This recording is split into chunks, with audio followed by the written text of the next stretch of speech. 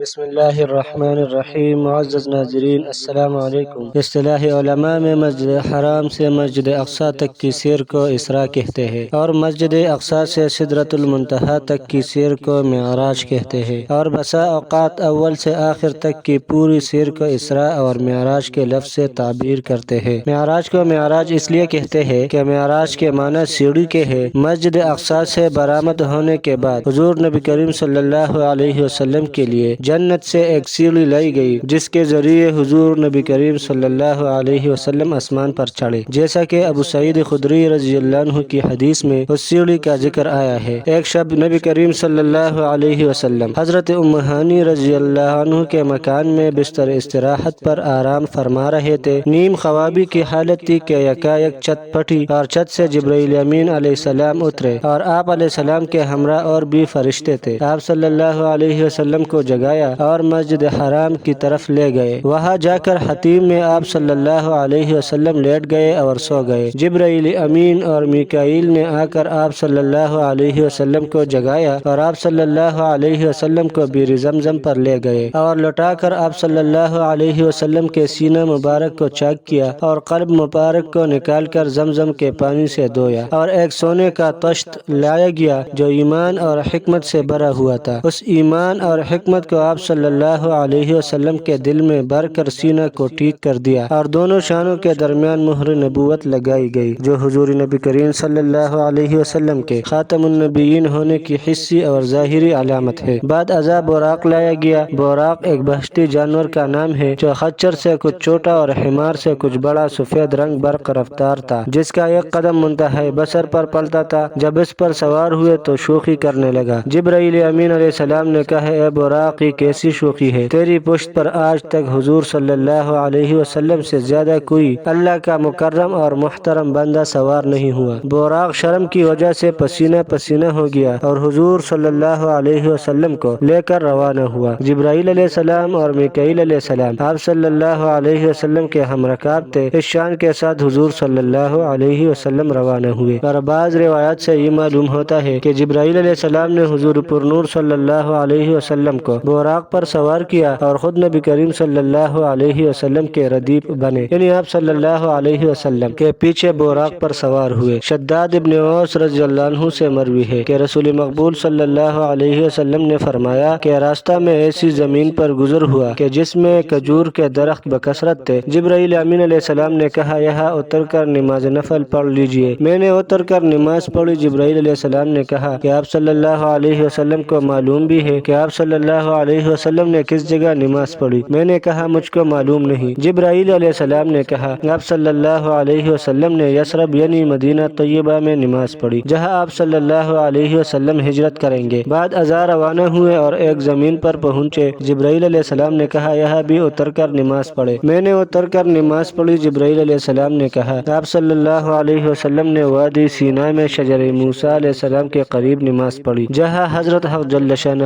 نے موسیٰ علیہ السلام سے کلام فرمایا تھا۔ پھر ایک اور زمین پر گزر ہوا۔ جبرائیل علیہ السلام نے کہا، اتر کر نماز پڑھیے۔ میں نے اتر کر نماز پڑھی۔ جبرائیل علیہ السلام نے کہا، آپ صلی اللہ علیہ وسلم نے مدین میں نماز پڑھی، جو شعیب علیہ السلام کا مسکن تھا۔ وہاں سے روانہ ہوئے اور ایک اور زمین پر پہنچے۔ جبرائیل علیہ السلام نے کہا، اتر کر نماز پڑھے۔ میں نے اتر کر نماز پڑھی۔ جبرائیل علیہ السلام نے کہا کہ یہ مقام بیت اللحم ہے، جہاں عیسیٰ علیہ السلام کی ولادت ہوئی۔ یہ تمام تفصیل زرقانی شرح مواہب میں مذکور ہے۔